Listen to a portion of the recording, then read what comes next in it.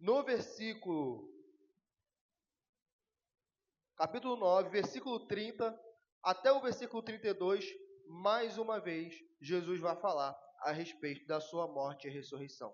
E o versículo 32, eles, contudo, não compreendiam isto e temiam interrogá-lo, é algo que ainda vai persistir no versículo 32 ao versículo 34, como nós vamos ver.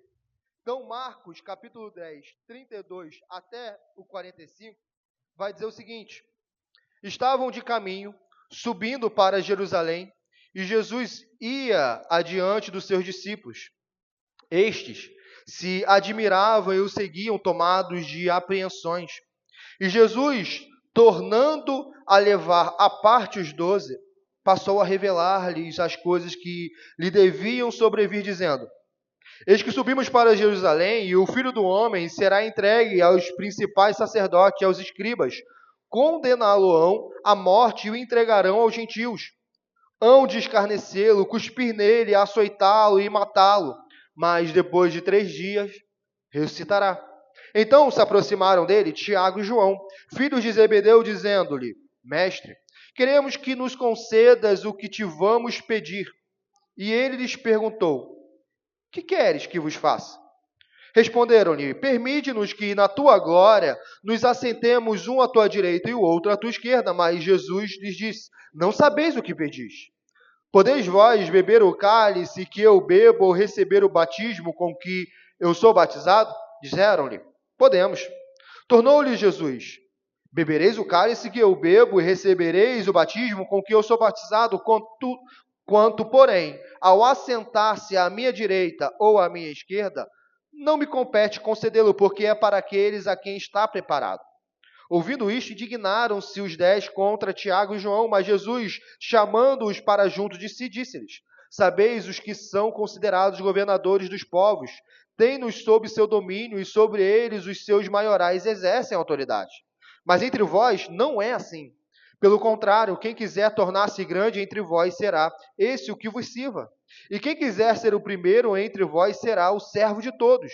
Pois o próprio Filho do Homem não veio para ser servido, mas para servir e dar a sua vida em resgate por muitos. Até aqui, meus irmãos. Nós vamos ver que nessa passagem existe um contraste que o presbítero Vinícius abordou em perícopes passadas, entre a teologia da glória e a teologia da cruz.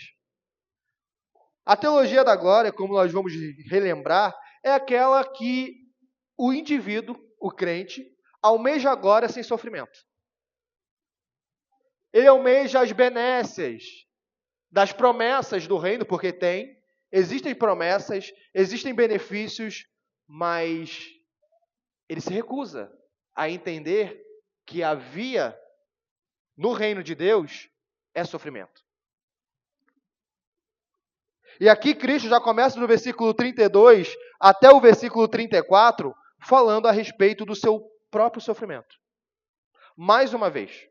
No versículo 32, fala que estavam subindo para Jerusalém, isso é uma região geográfica, por isso que eles estão subindo para Jerusalém. E Jesus vai adiante de uma maneira que ele está indo resoluto. É isso que o texto está querendo passar para nós.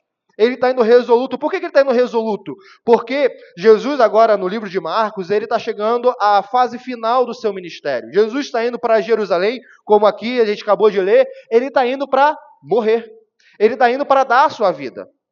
E ele não faz isso de maneira a hesitar, a ser alguém hesitante. Não, aqui ele está indo de maneira resoluta. Ele está indo caminhando. Ele está indo intencionalmente, porque ele veio para isso. A cruz não foi um acidente. Não é que Jesus queria uma coisa e outra coisa aconteceu. A cruz não é uma tragédia inesperada. A cruz era o planejamento desde o início. Porque sem cruz não há salvação. Não há salvação. Sem cruz, eu e você somos condenados ao inferno. Se o Filho do Homem não sofre, se o Filho do Homem não morre em nosso favor, se ele não é crucificado e bebe o cálice da ira de Deus em nosso favor, eu e você estaríamos condenados.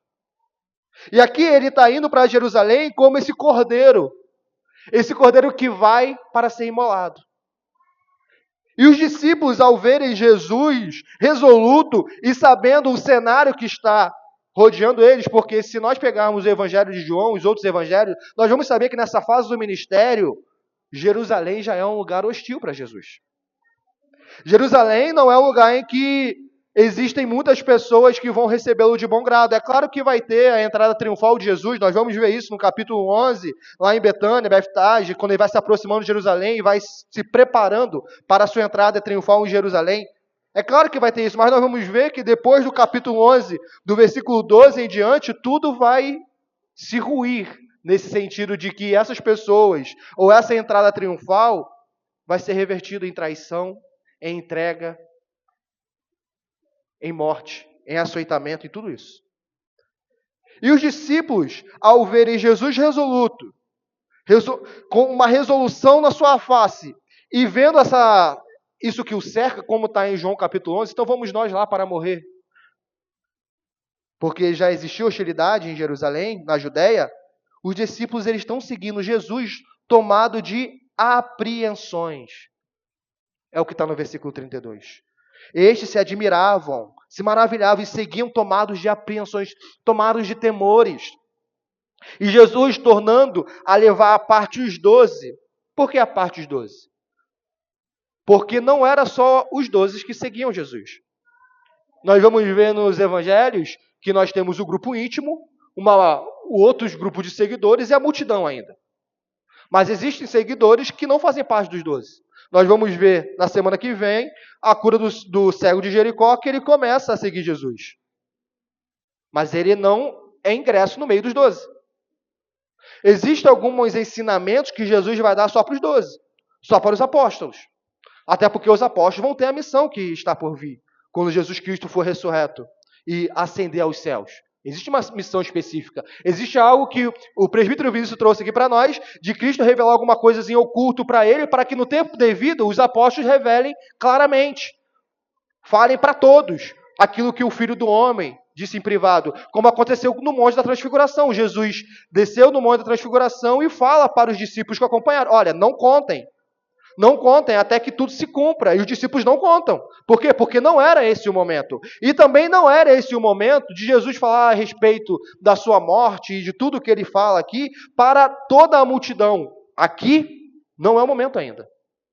O momento aqui é de preparar os 12. É preparar os 12.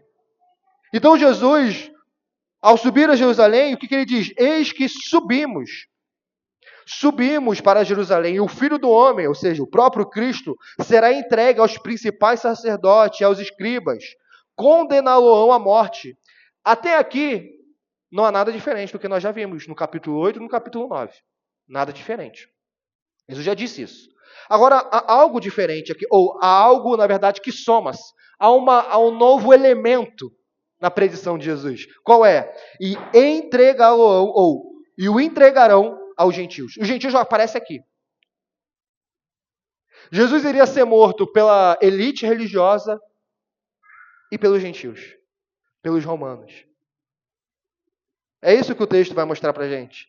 E o entregarão aos gentios. E hão de escarnecê-lo, cuspir nele, açoitá-lo e matá-lo, mas depois de 3 dias ressuscitará. Essa profecia, ela é tão detalhada e tão clara, porque tudo isso acontece, que alguns incrédulos que continuam no seio da igreja, infelizmente, eles começam a acreditar que não, isso aqui é uma profecia que está relatada depois do evento. Ou seja, é o evangelista que está falando isso. Mas não, Jesus está falando de tudo vai acontecer antes que aconteça. Essa é uma da prova de que Jesus é o Filho de Deus e que Jesus é o sumo profeta, é o profeta dos profetas. Se Isaías profetizara eventos de séculos posteriores, Cristo também o faz. Ele o faz com eventos iminentes e também, como nós sabemos, eventos que ainda não aconteceram, que nós esperamos, como, por exemplo, a volta dele. A nossa certeza é que Cristo vai voltar porque Ele disse que Ele vai voltar. Assim como Cristo não falhou porque Ele é Deus, Ele é infalível, Ele é homem e Deus infalível, Ele não falhou, Ele quando disse que Ele seria condenado, quando Ele seria entregue aos gentios, que iriam escarnecer dele, cuspir nele, açoitá-lo e matá-lo, e depois de 3 dias Ele ressuscitaria, e isso tudo de fato aconteceu. Nós sabemos que quando Ele diz que Ele vai voltar, Ele vai voltar. Nós sabemos. E aqui, como nós vamos ver no versículo 45, o versículo 32 ao versículo 34, ele está intimamente ligado a essa missão do Filho de não vir para ser servido. A essa missão do Filho de vir para servir e dar a sua vida em resgate por muitos. Por que Jesus faz isso? Por que tudo isso aqui é feito? Para propiciar a nossa redenção. Para que nós fôssemos libertados. Para que nós fôssemos salvos. Isso tudo aqui é por nós. Isso tudo aqui foi em amor ao seu povo. Sempre quando nós olharmos os relatos da palavra de Deus a respeito da crucificação do Filho, tenhamos em mente que aquilo foi, primeiro, por causa dos nossos pecados, por causa de nós, e para a nossa salvação. Por amor a nós. Por amor a nós. Pois bem, depois de Jesus falar isso, o que vem em seguida? Se a gente pega Lucas vai dizer que eles não compreenderam, assim como nós lemos também no versículo 32 do capítulo 9, de que eles não compreenderam quando Jesus falou da sua morte. Lucas, ao relatar esse texto, ou esse episódio, no seu evangelho, vai dizer, eles não entenderam.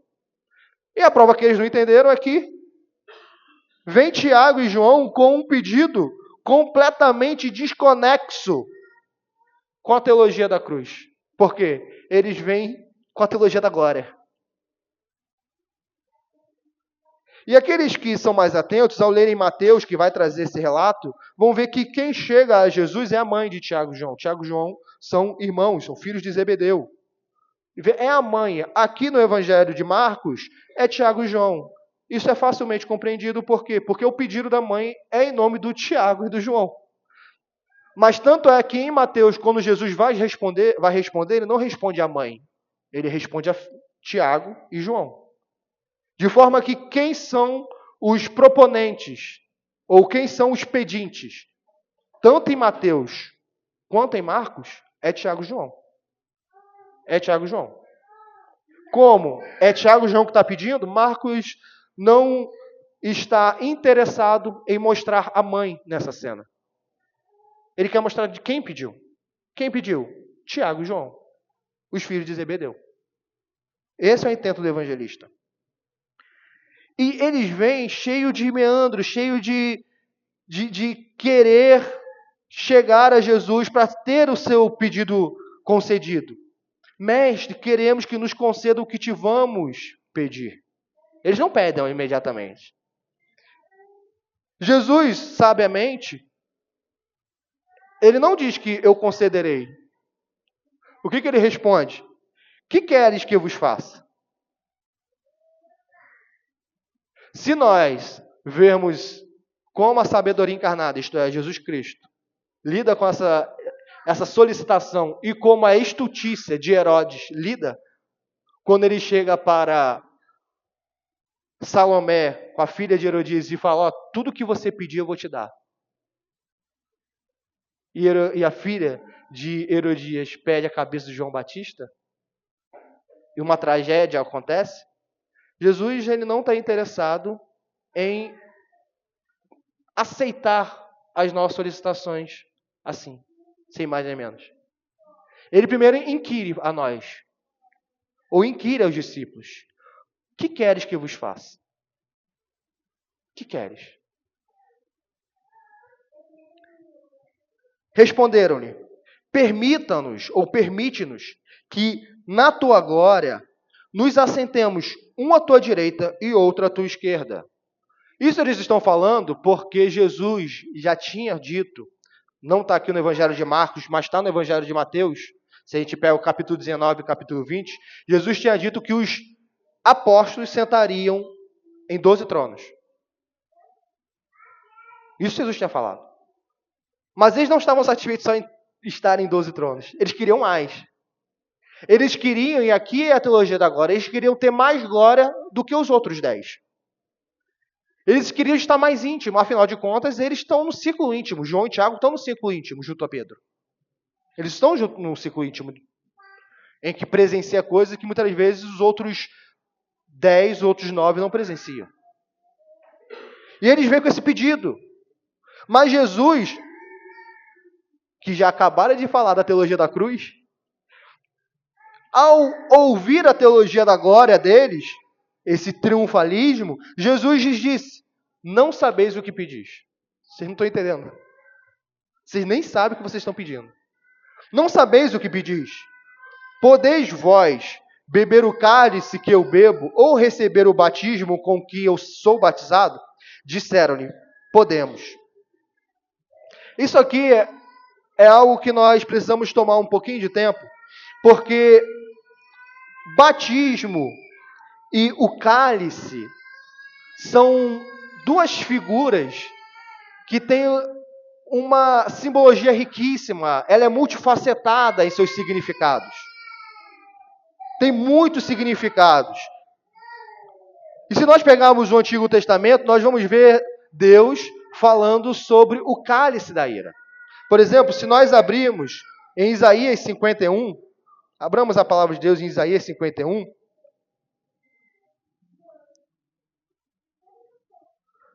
versículo 17, Isaías 51, versículo 17, vai dizer, Isaías 51, 17, desperta, desperta, levanta-te, ó Jerusalém, que da mão do Senhor bebeste o cálice da sua ira, o cálice de atordoamento, e o esgotaste. Não somente em Isaías 51, se nós pegarmos Salmo 75 e outros versículos da Bíblia, Jeremias, Ezequiel, nós vamos ver essa figura da ira divina ou do castigo divino sendo representado como cálice. Nós sabemos também que existem salmos que falam do cálice da salvação, como um cálice como elemento do tempo, como algo benéfico. Mas geralmente o que mais está em vista quando se fala cálice está ligado à ira. E aqui é ira. Aqui é sofrimento. Aqui é disciplina, é castigo. E batismo também tem o mesmo significado. É o mesmíssimo significado. Com esses dois termos, esses dois símbolos, estas duas representações bem claras, Jesus está falando de sofrimento. É como se Jesus pudesse dizer assim: podeis vós sofrer o que para mim está determinado sofrer, ou receber o castigo, porque o castigo que nos traz a paz estava sobre ele. Nós sabemos disso. Que eu estou para ser castigado. E eles falam: podemos. Nós podemos voltar um pouquinho e dizer, talvez o que Jesus falou aqui, não sabeis o que pedis, podemos agora falar, não sabeis o que vocês falam. Eles aqui estão confiantes demais. Eles estão confiando demais na sua piedade, na sua resolução junto ao Jesus. E aqui existe um ponto bom nisso. E existe um ponto negativo. O ponto positivo é que os discípulos estão, a essa altura, seguindo Jesus para Jerusalém para o sofrimento. Esse é o ponto positivo. Que nós, por menos, nós não fazemos. Os discípulos eles estão se colocando em um contexto de perigo. E ainda que o pedido deles seja estranho, esteja cheio de uma teologia equivocada, ainda assim é um pedido que vem com a fé. Por quê? Porque Jesus está caminhando por todo Israel, fazendo milagres e tudo mais, mas até agora não tem nenhuma evidência política do reino de Jesus. Mas eles acreditam na profecia. Eles acreditam que Jesus é o Cristo. Portanto, para eles é só uma questão de tempo até Jesus reinar no trono de Davi. É só uma questão de tempo. Olhando por esse viés, por esse lado, existe algo de virtuoso, de certa forma. Deles crerem em Jesus. Deles acreditarem que, ainda que os olhos dele não vissem Jesus já no trono, isso seria questão de tempo. Mas existe um lado pecaminoso. O lado pecaminoso, a gente já falou, a teologia da glória. O outro lado, completamente equivocado, é o que eles tinham ainda sobre si a respeito da expectativa do Messias. Por que os discípulos não estão compreendendo? Já é a terceira vez que Jesus fala sobre a sua morte, sobre o seu sofrimento. É a terceira vez e os discípulos não compreendem até agora. Eles não compreendem porque para eles é difícil casar a expectativa que eles têm a respeito do Messias com o que o Messias está falando. Se eles se desvencilhassem da expectativa que eles tinham, qual é a expectativa que eles tinham? Nós já abordamos aqui. É a expectativa de um governo puramente territorial, humano e local em Jerusalém. Era isso. Era Jesus vir e espantar o Império Romano. Libertar Israel do Império Romano. E tinha, claro, uma questão espiritual por detrás. Os discípulos não ignoravam isso. Mas eles estavam tão confiantes e tão fiados a esse ensinamento errôneo dos escribas, da elite religiosa da época, que eles não conseguiam abrir mão desses conceitos de um reinado temporal no território da Palestina e abraçar aquilo que Cristo estava ensinando. Meus irmãos, ensinamentos que nós aprendemos no passado e que nós não abrimos mão, de hipótese alguma, impedem com que nós possamos compreender a própria palavra de Deus. Porque se nós nos apegamos de forma tão firme àquilo que não necessariamente a palavra ensina, mas alguém te ensinou e você deu crédito à palavra, por conta disso você vai acabar não compreendendo a vontade de Deus. Eles estavam tão cheios da teologia da glória que, mais uma vez, eles rejeitam a teologia da cruz. De maneira inconsciente. De maneira inconsciente, eles ainda estão pensando numa glória. E eles receberem a glória. Olha como até nós, com uma fé sincera, podemos cair em erros. Não estamos falando de ímpios aqui, nós estamos falando dos discípulos. Nós estamos falando de Tiago, João. Homens que foram usados por Deus, foram transformados pelo Espírito Santo. Homens que deixaram tudo para seguir Jesus. Mas, se nós acharmos que é possível seguir Jesus somado às nossas concepções, nós vamos segui-lo de maneira defeituosa. Nós vamos segui-lo e nunca compreendê-lo. Nunca compreender a sua vontade plenamente. Mas nós estamos vendo que Jesus é paciente, Jesus está ensinando. Jesus está ensinando, e uma hora esses homens vão entender. Uma hora a escama dos olhos dele, no que tange ao ministério de Cristo, à missão de Cristo, irá cair de seus olhos. Uma hora isso vai acontecer. E no versículo 39, depois de eles dizerem, podemos, Jesus torna a responder-lhes, tornou-lhes, Jesus, bebereis o cálice que eu bebo e recebereis o batismo com que eu sou batizado. Aqui nós precisamos fazer uma diferenciação, que é muito importante, que Cristo está falando de o sofrimento que compete ao corpo de Cristo e não do sofrimento expiatório. O beber o cálice da ira de Deus, ou seja, aquilo que era destinado a nós para toda a eternidade espiritualmente, somente Cristo bebeu. Nós não bebemos nenhuma gota do cálice da ira de Deus. Nenhuma gota. O batismo de morte que Jesus se entregou, somente Jesus passou por isso. Aquele, ou seja, o expiatório, aquele que tira pecado. Nós não cooperamos nesse sentido. Qual sentido? No sentido na nossa justificação ou no sentido de pagar a dívida a Deus, nós não conseguimos cooperar em nada. Nós somos piores do que mendigos, nós somos devedores. Nós não apenas não temos conosco, como nós temos dívida e mais dívida e mais dívida diante de Deus. Não é alguém que não tem nada, nenhum recurso. Ele tem dívida. Então nós não conseguimos pagar o preço da nossa própria alma, como está no Salmo 49. Salmos 49 vai dizer isso.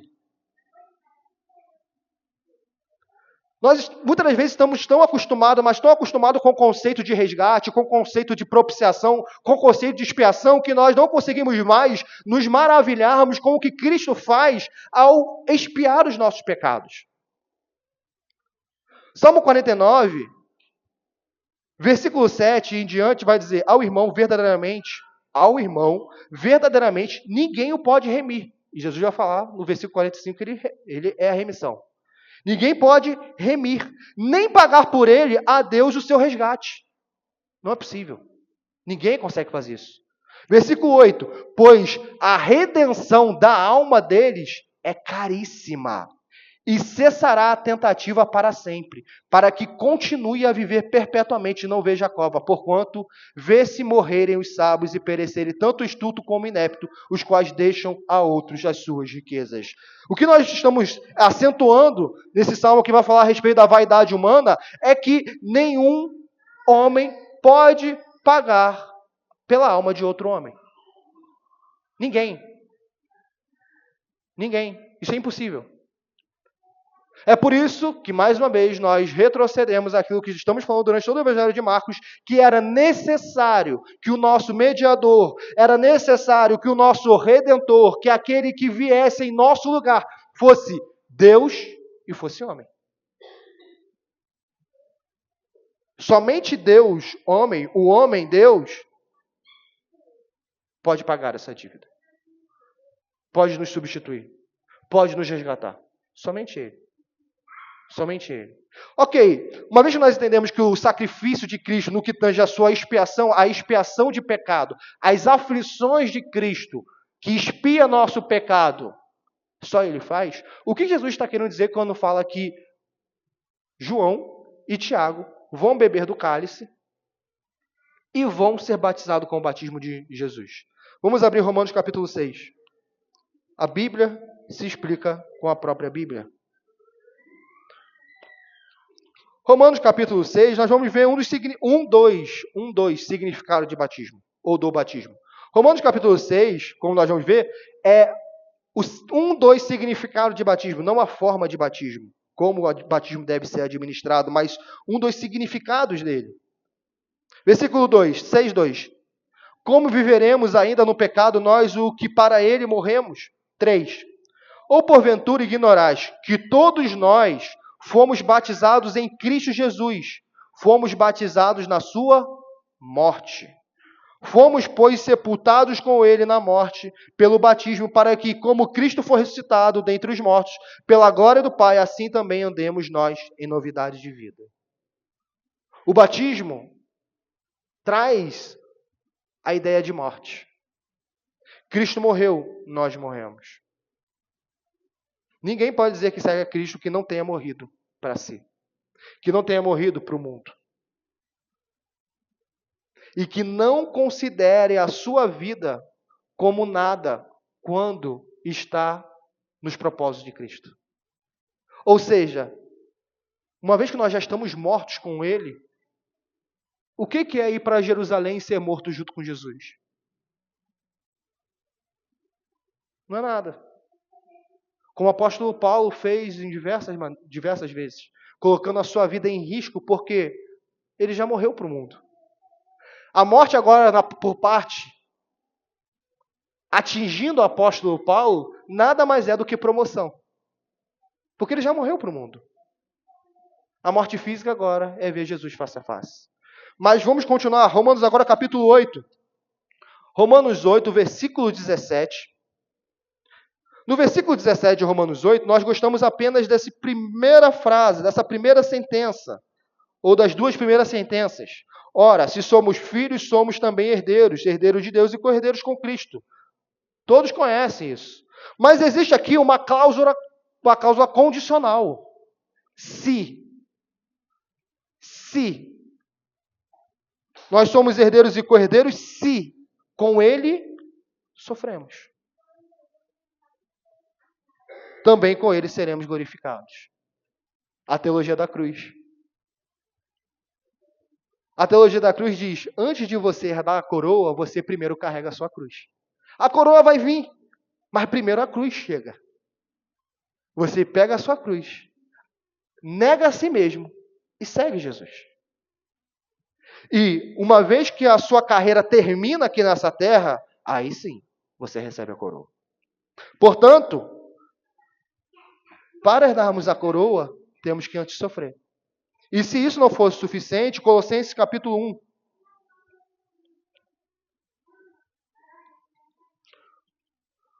Colossenses capítulo 1, versículo 24.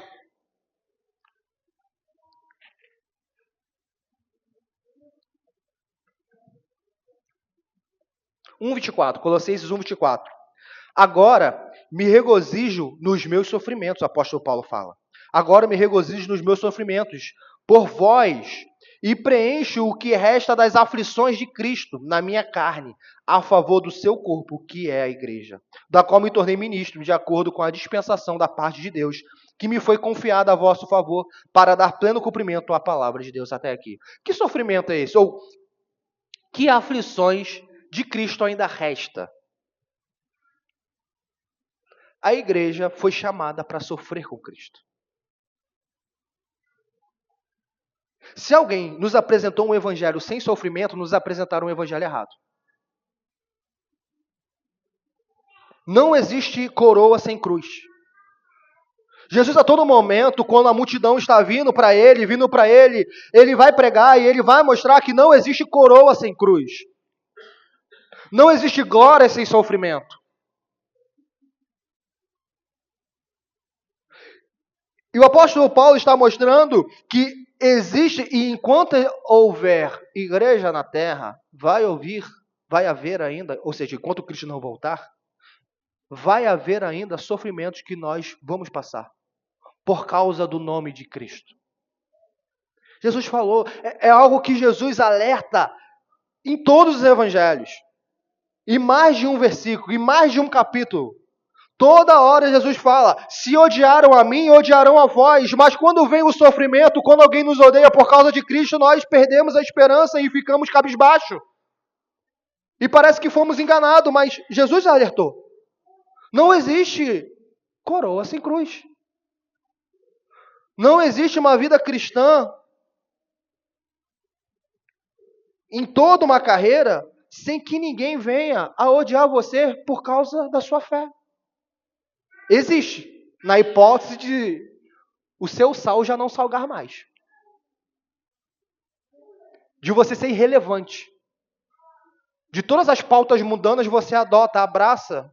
Então você é um sal que não salga. Realmente não vai haver um adversário. Todo mundo vai te amar. Ninguém vai te odiar. Por quê? Porque você fala o que o ímpio quer ouvir. Agora, quando nós somos luz, como Cristo é luz, por estarmos com Ele, como está no Sermão do Monte, quando nós abrimos a nossa boca com intrepidez e falamos o que a palavra de Deus diz, os homens ficam irados porque mostra as suas obras más, mostra as trevas que habitam nele. E eles não gostam. Ou eles se convertem.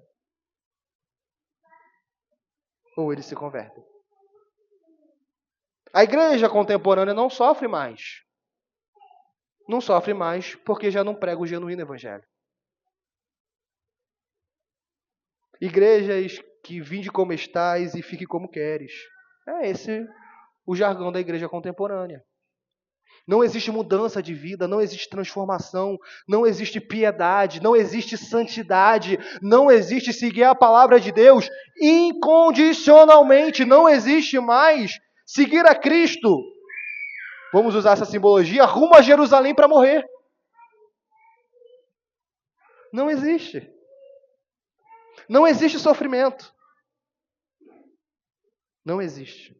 Na verdade, existe algo que Cristo vai começar a falar contra aqui. Existe o desejar a glória. Existe o desejar a primazia. Existe um irmão querendo ser maior que o outro irmão. Existe cada um querendo ter o holofote sobre si e buscando ser senhor da igreja. É isso que existe. Quando a palavra de Deus é menosprezada na igreja de Deus, Cristo está sendo menosprezado na sua própria igreja.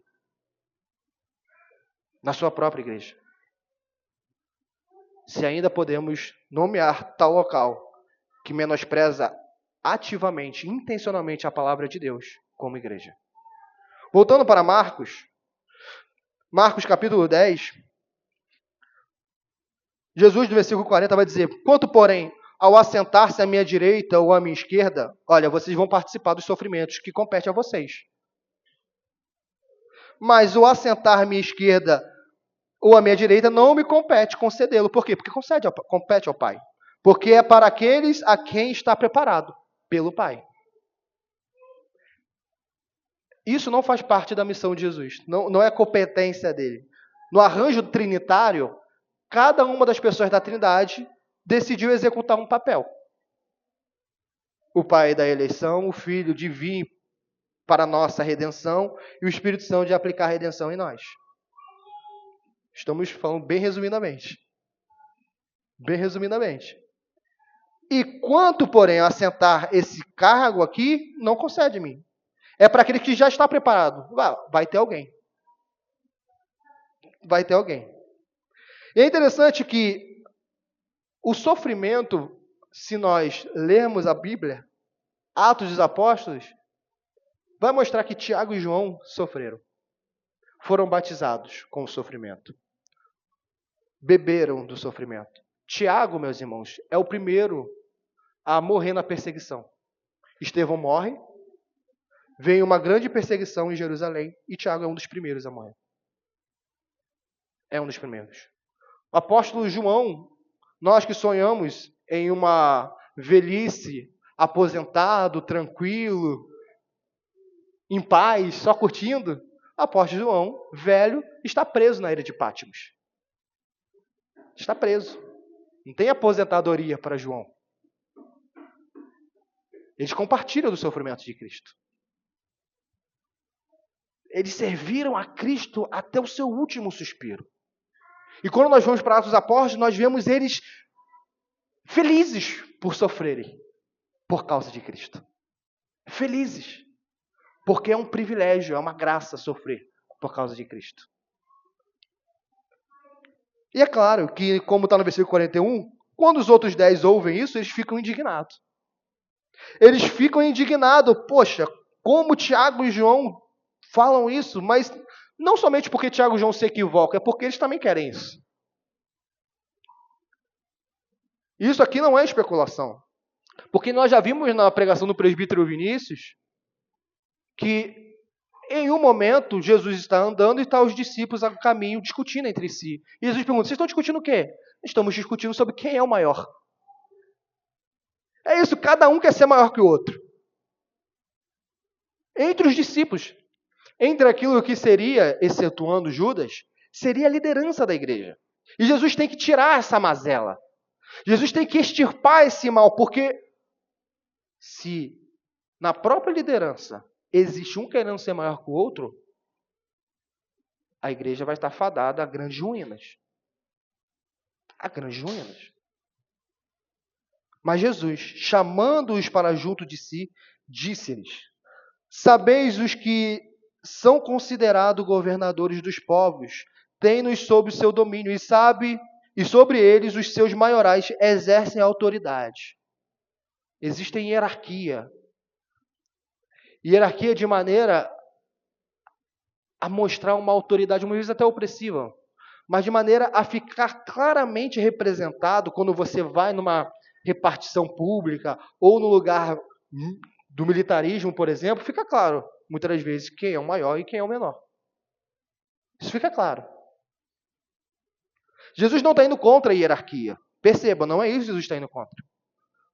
Nós bem sabemos que a hierarquia foi estabelecida por Deus, uma hierarquia boa. Qual? Pai e mãe, superiores e inferiores. Pai, mãe e filhos. O pai e a mãe vão ser sempre superiores aos filhos. Sempre. E Deus colocou superiores. Mas Deus está falando algo que eles sabem. Ele sabe como que os governadores, ainda mais o Império Romano, como Herodes governava, como Pilatos governava. Era nítido. Não era um governo justo. Não era. Não era um governo clemente. É um governo que, há capítulos atrás, por causa de um capricho, João Batista teve a sua cabeça decepada. É esse o tipo de governante que nós temos no primeiro século. É esse o tipo de governante. Mas entre vós, não é assim. Pelo contrário. Quem quiser tornar-se grande entre vós, será esse o que vos sirva.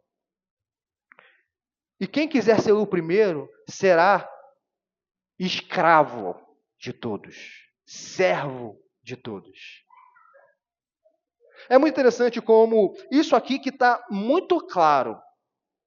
Isso é muito claro. Isso aqui qualquer um consegue interpretar de o que Jesus está ensinando. Jesus está ensinando e nós buscarmos servir e não ser servido. É isso. Mas é muito interessante como esse texto aqui ele é abafado na nossa consciência e muitas vezes nós ficamos em especulações. Ou pedindo o que não convém. Pedindo o que não convém como João e Tiago pediram, ou especulando a respeito de como vai ser o galardão, que é algo legítimo, nós não sabemos como vai ser. Mas perceba, muitas das vezes nós podemos nos assenhorar de algo que é completamente especulativo e esquecer daquilo que está claramente expresso na palavra de Deus. Nós não sabemos como vai ser o galardão. Nós não sabemos quem é que vai sentar à direita e à esquerda de Jesus. Nós não sabemos como vai ser isso. Nós sabemos que vai acontecer, cada um segundo a sua obra, de acordo com a graça de Deus. Mas a forma como será, de maneira minuciosa, a palavra de Deus nos revela. Agora, o que a palavra de Deus nos revela, nós devemos tomar posse, nós devemos praticar. E o que ela nos revela? O que Cristo fala claramente, de maneira clara aqui no texto de hoje, é que nós não somos como o mundo.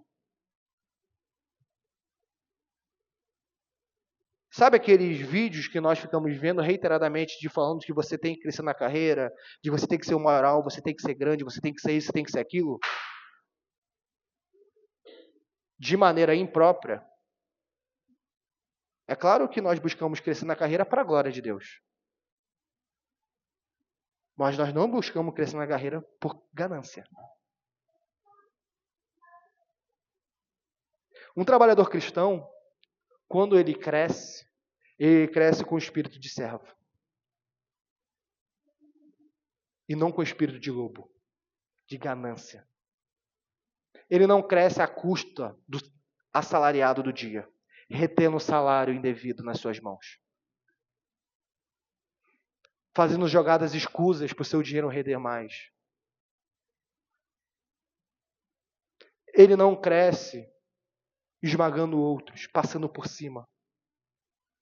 Porque um servo do Senhor, ele prefere nunca crescer na carreira e não passar por cima de ninguém, do que passar por cima das pessoas apenas para crescer na sua carreira.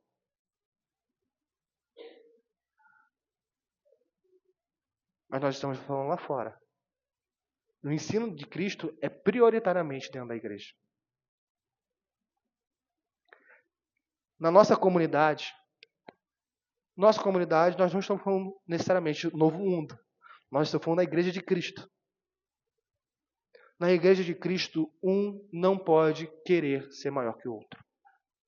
O desejo por primazia é um desejo humano e até mesmo demoníaco. O desejo por querer ser o primeiro é um desejo ímpio, é um desejo pagão. Um desejo por querer ser reconhecido pelos homens não vem de Deus. Não vem. Cristo nos ensina que entre nós, o nosso desejo, perceba, é ser servo de todos. Nós gostamos de falar que nós somos servos de Deus. E nós somos. Ninguém vai contra a nossa escravidão a Cristo. Nenhum cristão vai contra isso. Agora, será que na nossa mente nós nos consideramos escravos uns dos outros? Será? Será que nós consideramos o outro, como está em Filipenses, superior a nós mesmos? Porque é fácil você dizer que ama a Deus e que serve a Deus. Isso em si é fácil. Mas como que você mostra? Servindo ao seu irmão. O apóstolo Paulo, na maioria de suas epístolas, vai falar logo no prefácio, logo na saudação, de ele ser escravo de Deus. Dele ser escravo de Cristo. E como que ele fazia isso? Servindo a igreja. Sendo escravo dos seus irmãos na fé. Nós vimos muitos anos atrás, o próprio presbítero Vinícius, quando o apóstolo Paulo estava em Filipos. Ele se recusou até mesmo a sair da prisão pelo bem da igreja, porque ele queria sair da prisão de maneira correta. De maneira que nenhum cristão, depois que ele saísse do cárcere, fosse preso injustamente, como ele foi preso injustamente.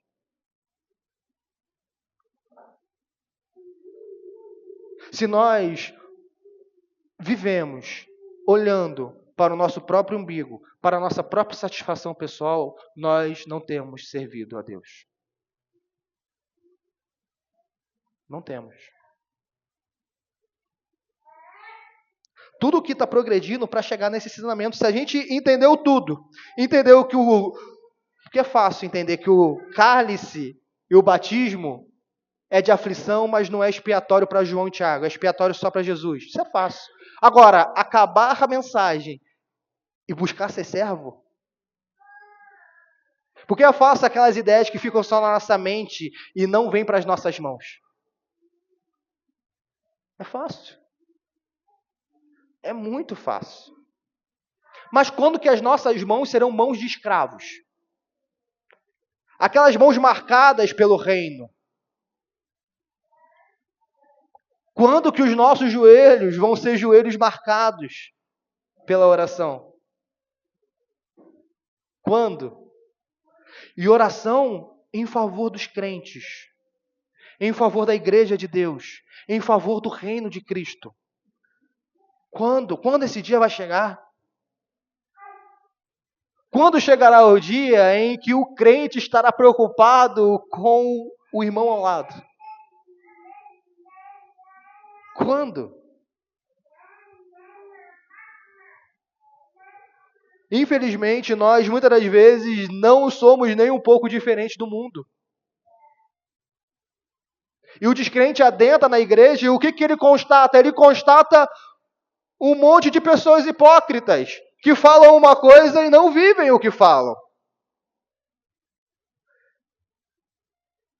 E é isso que está na boca dos descrentes. Na igreja há muito hipócrita. Há muito hipócrita. Infelizmente há. Para nossa tristeza há. Infelizmente há. Mas não deixe, nós nunca podemos deixar de entrar no reino dos céus por causa dos hipócritas. Não é porque o outro é hipócrita que eu não vou entrar no reino. Eu vou fazer a minha parte. Não é porque o outro não quer servir que eu não vou servir. Cada um vai dar contas a Deus. Ao mesmo tempo, esse é o paradoxo, a fé cristã é repleta de paradoxos. Ao mesmo tempo que eu me preocupo com o irmão ao lado, e devo me preocupar, se o irmão é contumaz, eu não me desespero, porque eu sei que cada um vai dar contas a Deus.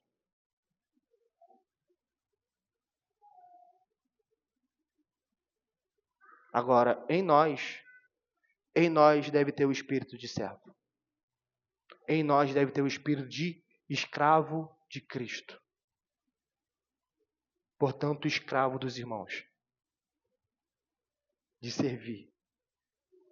De lavar os pés. De servir a mesa.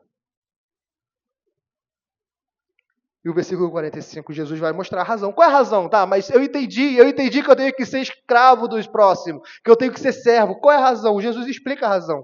Porque ele próprio não veio para ser servido. Essa é a razão. É você e eu sermos semelhantes ao Senhor. Olha que privilégio que Jesus está nos dando. Sermos semelhantes a Ele. No serviço. Pois o próprio Filho do Homem não veio para ser servido, mas para servir e dar a sua vida em resgate por muitos. Por todos aqueles que creem em Cristo, Cristo propiciou a redenção. Cristo veio para servir o seu povo. Deus se encarnou para servir a sua igreja. Para servir. É isso. E porque ele veio para servir-nos, nós devemos buscar servi-lo, servir uns aos outros. Se Cristo me resgatou, se Cristo te resgatou, Ele te comprou. De forma que não vivemos mais para nós mesmos, mas vivemos para Deus. Como lemos em Gálatas, estamos crucificados com Cristo. Não vivemos para nós, vivemos para Deus.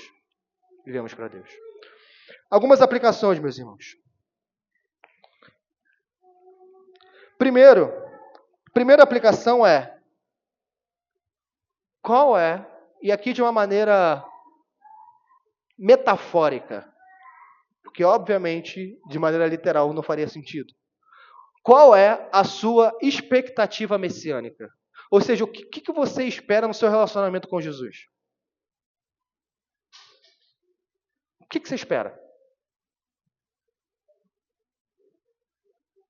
Você espera sempre estar feliz? É isso? E nunca ser triste? Nós vimos hoje pela manhã que isso é ilusão. Nós vimos hoje isso. O que nós esperamos? Qual é a nossa expectativa todo dia quando oramos? Quando todo dia estamos vindo à igreja, qual é a nossa expectativa? Talvez nós estamos caminhando como os discípulos, sem entender os propósitos de Deus, porque estamos com uma perspectiva errada. Talvez a gente ainda não consiga entender a vontade do Senhor simplesmente porque a nossa expectativa é completamente fora dos padrões bíblicos. E nós ficamos desesperados. E parece que não há conforto. Mas é porque Cristo está falando e nossa expectativa está nos impedindo de entender o que Ele está falando na palavra dEle. Qual é a nossa expectativa? Será que a nossa expectativa é o sofrimento? Será que esperamos o sofrimento? Porque foi o que Ele falou.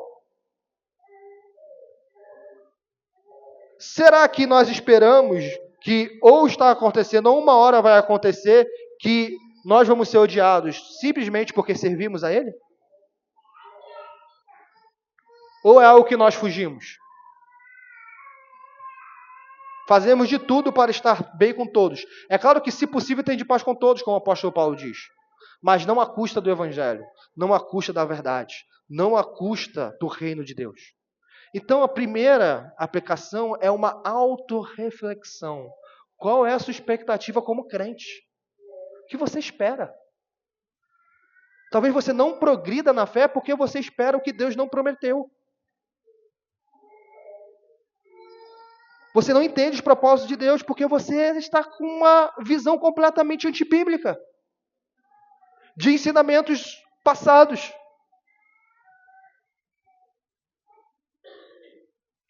Segundo, Quando você chega no seu quarto, estou pressupondo que todo crente faz isso. Chega no seu quarto, fecha a sua porta, fecha as janelas e ora. A pergunta é, você ora com a perspectiva da teologia da cruz ou da teologia da glória?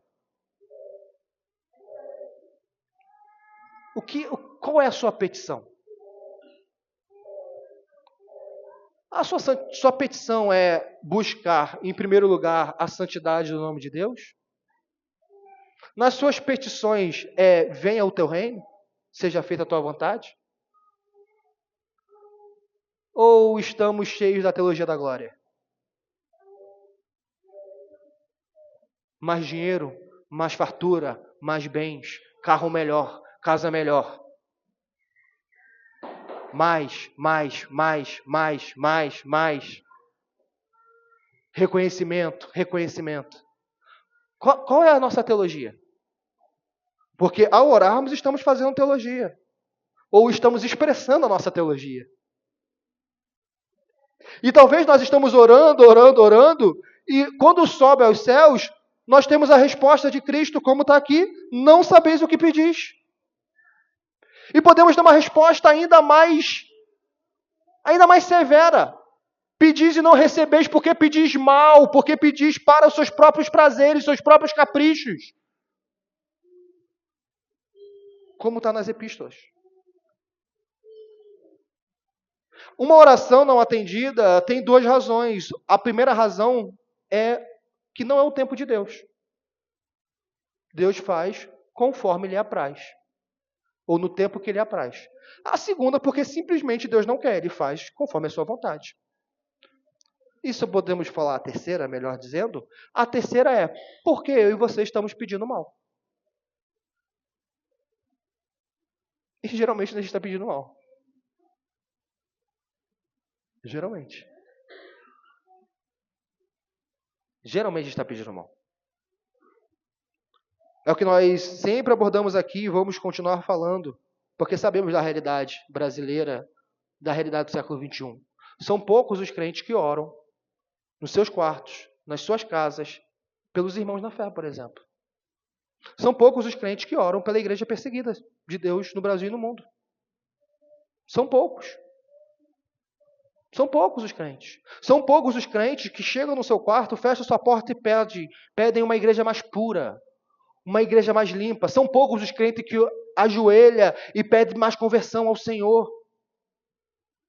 São poucos que fecham a porta e decidem entrar em um conflito na alma em oração pela salvação dos entes queridos. São poucos os que ainda estão nesse estado. A maioria se dobrou a Baal.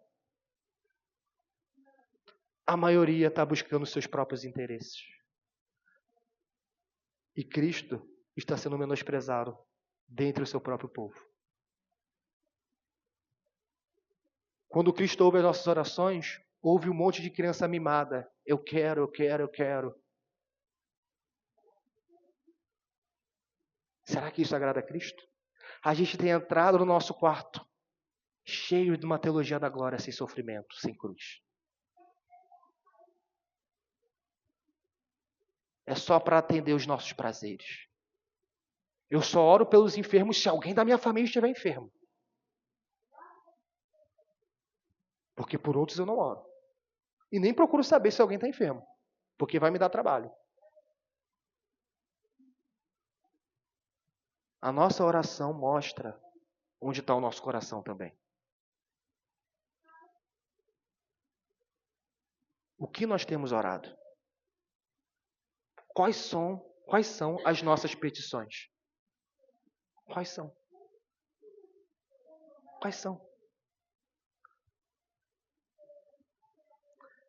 Terceira aplicação. Não busque a primazia. Não busque ser o primeiro. Como está Jesus mesmo ensinando.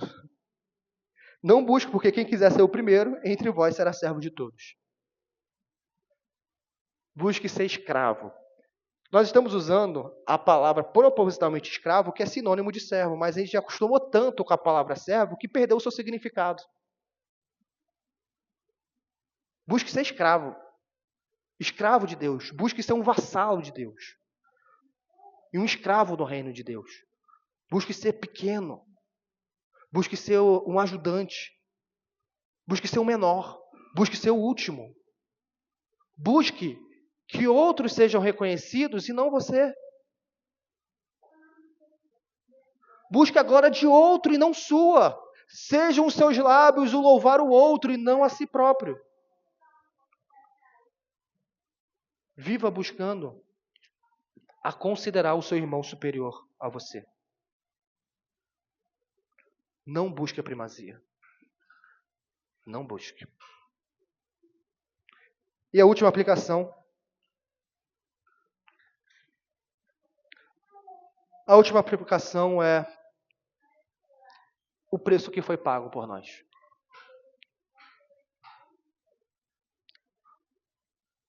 O Filho de Deus, além de ter que se encarnar e se tornar homem, se humilhar, ele teve que ser entregue aos principais sacerdotes e aos escribas. Ele teve que ser condenado à morte. E teve que ser entregue aos gentios. Mas não somente isso. Ele foi escarnecido. Ele foi cuspido. Ele foi açoitado. E ele foi morto por causa de mim e de você. Você já teve a experiência de cuspirem na sua cara? Poucos tiveram. Você já foi açoitado?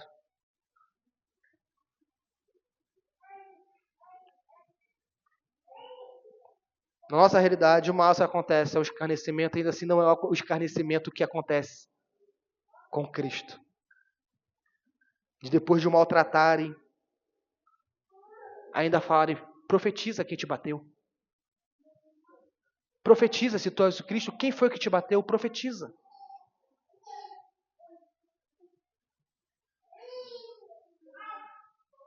Tudo o que Cristo é, foi zombado pelos homens ímpios.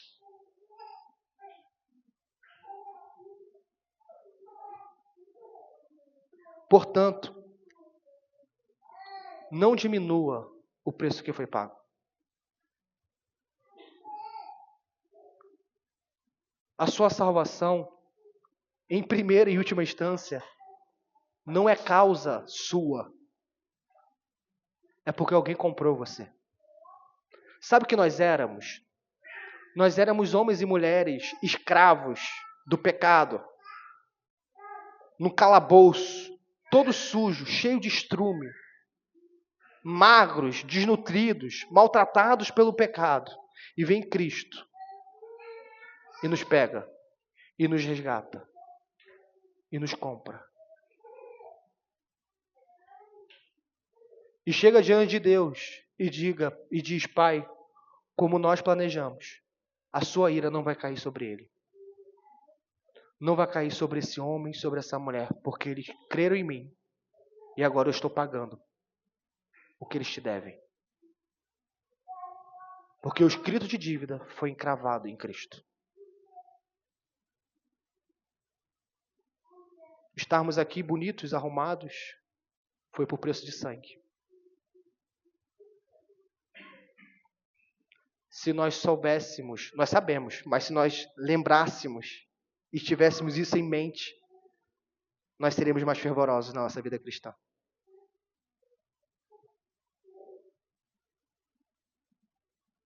Porque um Deus que se fez homem deu a si mesmo por mim, como eu não posso me entregar por inteiro a Ele? Quando nós não nos entregamos por inteiro a Cristo, quem está perdendo somos nós. Somos nós que estamos perdendo. Mas o que nós queremos acentuar nessa quarta aplicação é: Cristo resgatou a mim e a você. A todos os que creem. A todos os que creem. Portanto, cale a boca de Satanás com essa verdade que nos acusa. Diga, Eu fui comprado. Porque eu creio. Eu fui comprado. Cale a boca da sua própria alma turbulenta, que fica relembrando pecados passados e dizendo que você não merece. Você não merece, nem eu mereço. Mas não é sobre merecer, é sobre graça. Porque alguém nos resgatou. Cristo nos resgatou. Nós fomos resgatados. Nós fomos salvos. Nós fomos limpados. Agora andemos em novidade de vida. Andemos assim. Vamos orar, meus irmãos.